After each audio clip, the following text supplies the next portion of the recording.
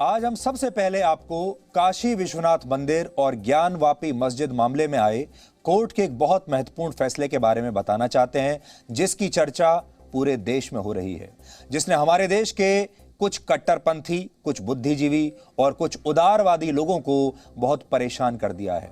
खुद को सहनशीलता का चैंपियन बताने वाले इन लोगों को यह फैसला सहन नहीं हो रहा। वाराणसी की सिविल कोर्ट ने इस मामले में आर्कियोलॉजिकल सर्वे ऑफ इंडिया को पूरे ज्ञानवापी परिसर की जांच करने के आदेश दे दिए हैं। यह फैसला बहुत महत्वपूर्ण है, बहुत बड़ा है। यह परिसर वाराणसी में काशी विश्वनाथ मंदिर के पास है, जहां ज्ञानवापी मस्जिद भी मौजूद है। वैसे तो यह मामला 352 वर्ष पुराना है। सोचिए, 352 वर्ष पुराना, तब से यहां यह नाइंसाफी हो रही है। लेकिन पिछले 24 घंटों से इस पर जो चर्चा हो रही है वो बिल्कुल नई है। इस मामले में हिंदू पक्षकारों का कहना है कि मुगल शासक औरंगजेब ने वर्ष 1669 में काशी विश्वनाथ मंदिर को ध्वस्त करके यहां ज्ञानवापी मस्जिद का निर्माण करा दिया था। यानी जिस जगह पर यह मस्जिद फिलहाल मौजूद है, वहां पहले भगवान शिव को समर्पित असली ज्योतिर्लिंग मौजूद था। लेकिन बाद में औरंगजेब ने इस मंदिर को तोड़वा दिया और यहां पर मस्जिद बनवा दी। और अब कोर्ट ने इसी के साक्ष्य ढूंढने के लिए आर्कियोलॉजिकल सर्वे ऑफ इंडिया को सर्वेक्षण के लिए आदेश दिए हैं।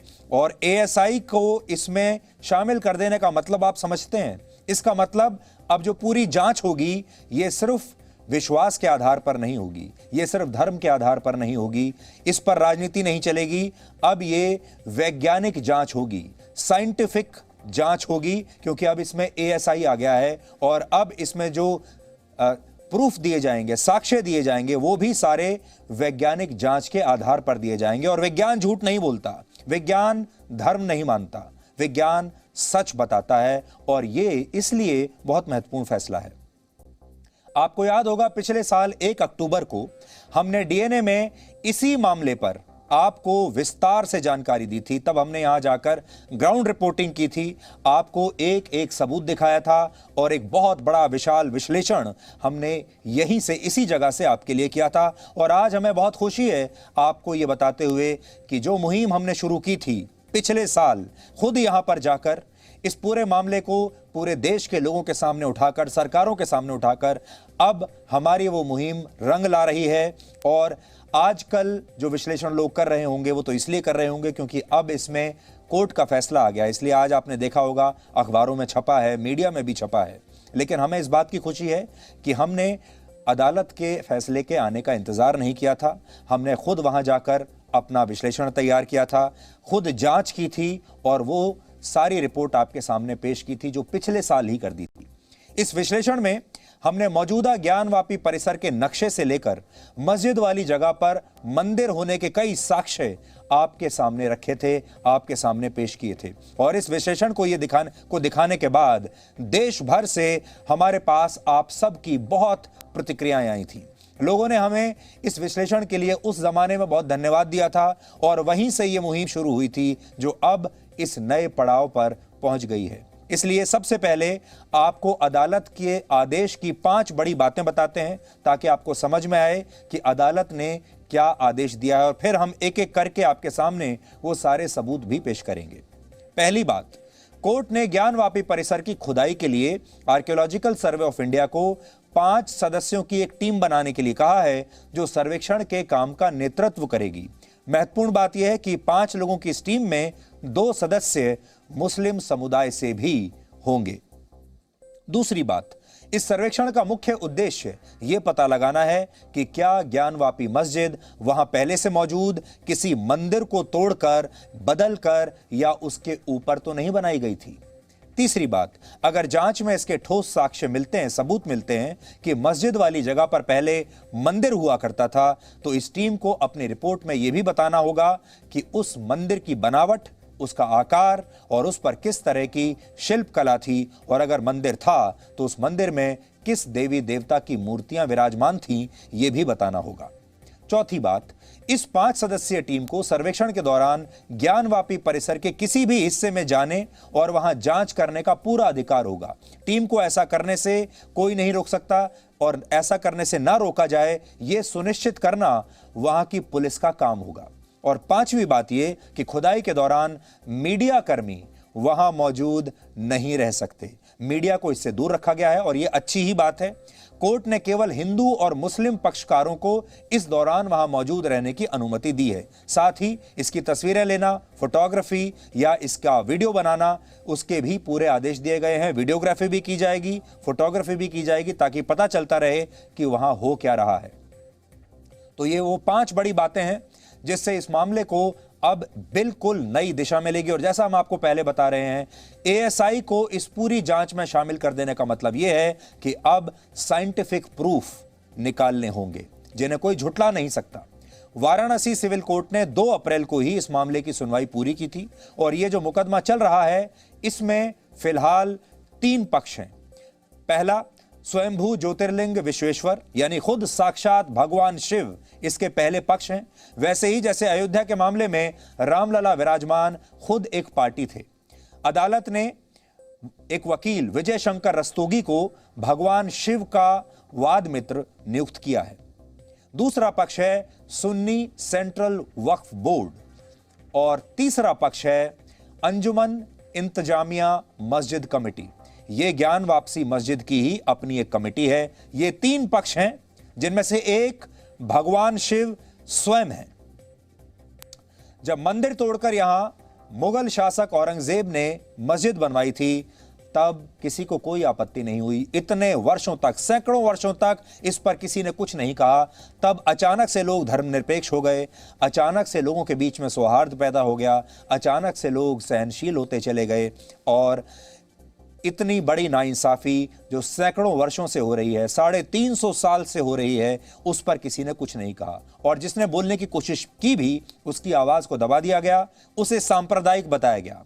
लेकिन अब जब इस मामले में न्याय की बात उठ रही है तो हमारे ही देश के कट्टरपंथी अब इससे परेशान होने लगे हैं। इस मामले में अदालत के फैसले के बाद मुस्लिम पक्षकारों ने अपनी नाराजगी जताई है। सुन्नी सेंट्रल वक्फ बोर्ड ने इस मामले में हाई कोर्ट जाने का फैसला किया है और इस बोर्ड की दलील है कि यह मामला पहले से ही इलाहाबाद हाई कोर्ट में विचाराधीन है।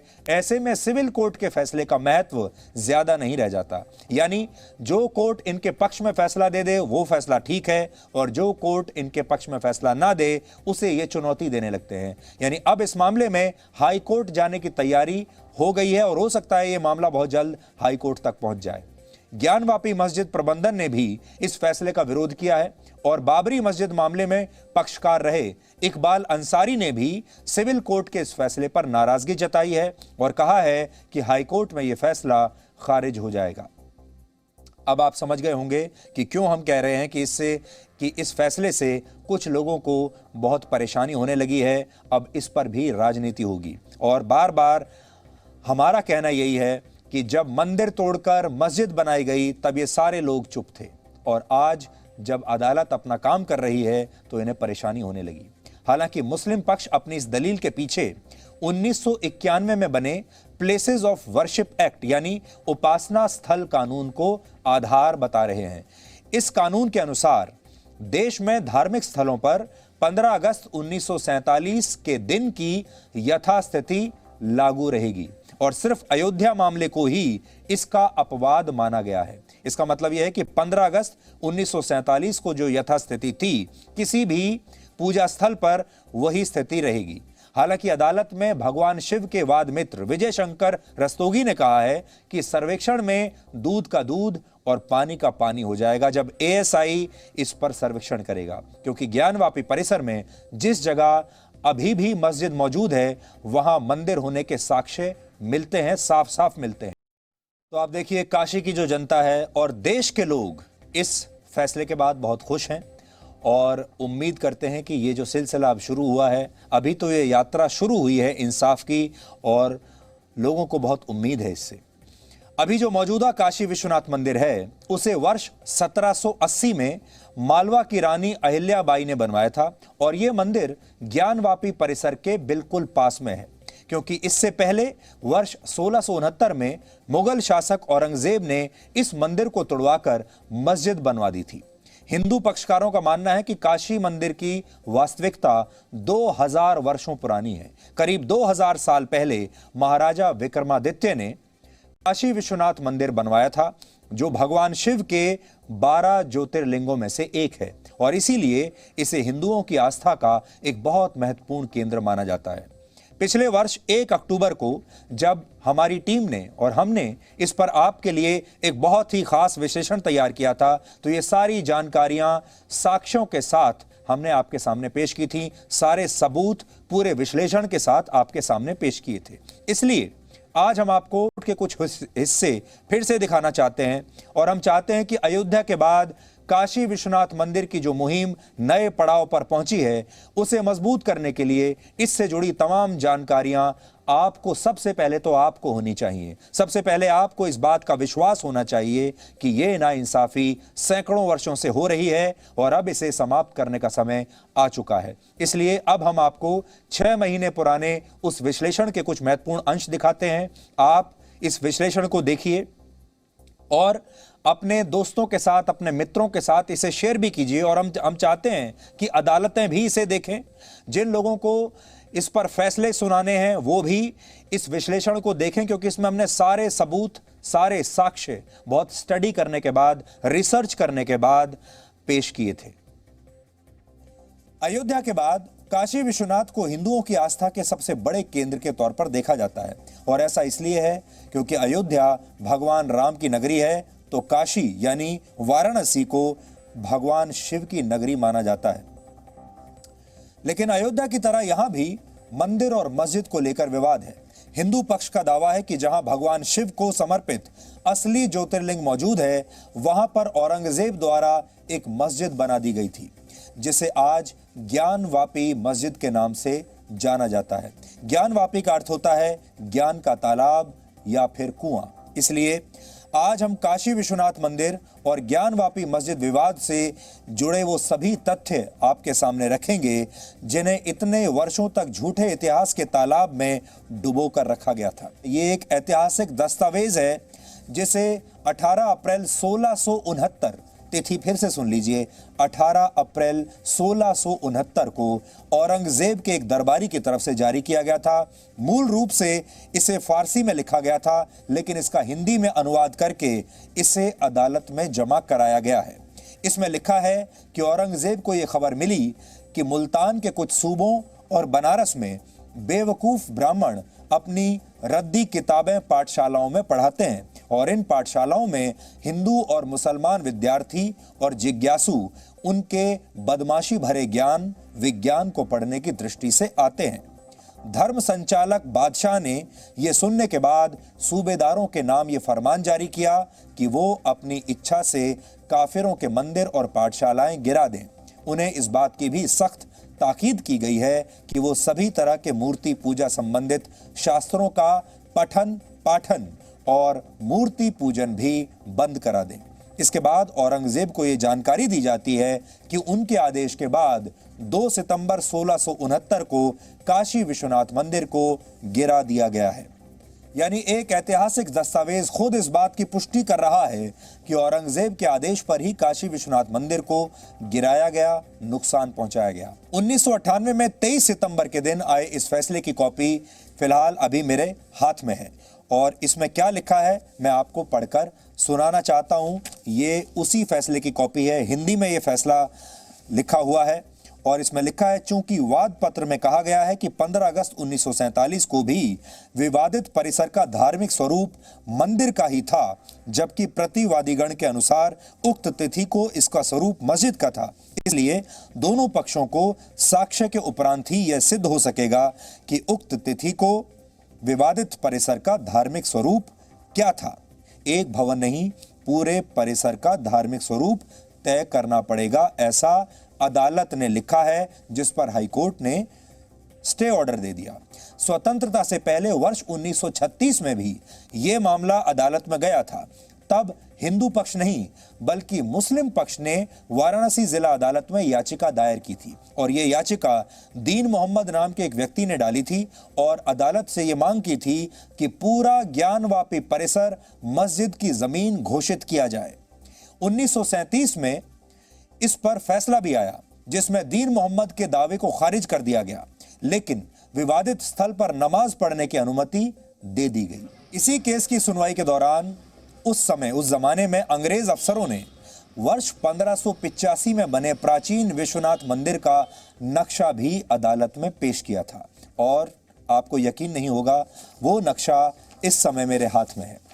ये देखिए 1585 का वो नक्शा है जो 1936 में अंग्रेजों की जब सरकार थी तब अंग्रेजों की सरकार ने अदालत में इस नक्शे को पेश किया था।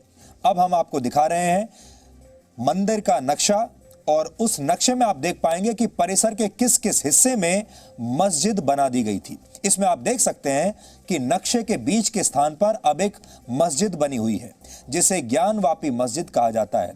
ऐसा दावा किया जा रहा है कि इस मस्जिद की पश्चिमी दीवार आज भी वही है जो प्राचीन मंदिर में हुआ करती थी। वर्ष 1937 में वाराणसी जिला अदालत का जो फैसला आया था उसमें एक जगह जज ने कहा है कि ज्ञानकूप के उत्तर में ही भगवान विश्वनाथ का मंदिर है, क्योंकि कोई दूसरा ज्ञानवापी कूप बनारस में नहीं है। ये स्केच हमने खास तौर पर आपको समझाने के लिए बनवाया है। आप में से बहुत सारे लोग काशी विश्वनाथ के मौजूदा मंदिर में दर्शन के लिए जरूर गए होंगे, मैं भी गया हूं। तो आपने ज्ञानकूप और नंदी को देखा होगा, और ये दोनों ही आसपास बने हुए हैं। इस नंदी का मुंह ज्ञानवापी परिसर की तरफ है जिसके अंदर शिवलिंग के होने का दावा किया जाता है, लेकिन अभी यहां पर मस्जिद बनी हुई है। अयोध्या विवाद की तरह ही काशी विश्वनाथ मंदिर से जुड़े विवाद में भी कई बार खून खराबा हो चुका है। वर्ष 1809 में बनारस में बड़े पैमाने पर हिंदू मुस्लिम दंगे हुए थे। 1809 में इस दंगे में कई लोग मारे गए थे और तब भारत में अंग्रेजों का शासन था। कलकत्ता की वाइस प्रेसिडेंट इन काउंसिल ने बनारस के तब के मजिस्ट्रेट वॉटसन से इन दंगों का कारण पूछा था, और वॉटसन ने ब्रिटिश हुकूमत को जो जानकारी भेजी उसमें इस दंगे का मुख्य कारण औरंगजेब द्वारा मंदिर तोड़कर मस्जिद बनाने को ही बताया गया था। बनारस के मजिस्ट्रेट 1810 में जिनका नाम है वॉटसन, वो कह रहे हैं कि ज्ञानवापी मस्जिद से मुसलमानों को हटा दिया जाए, यही इसका एकमात्र हल हो सकता है।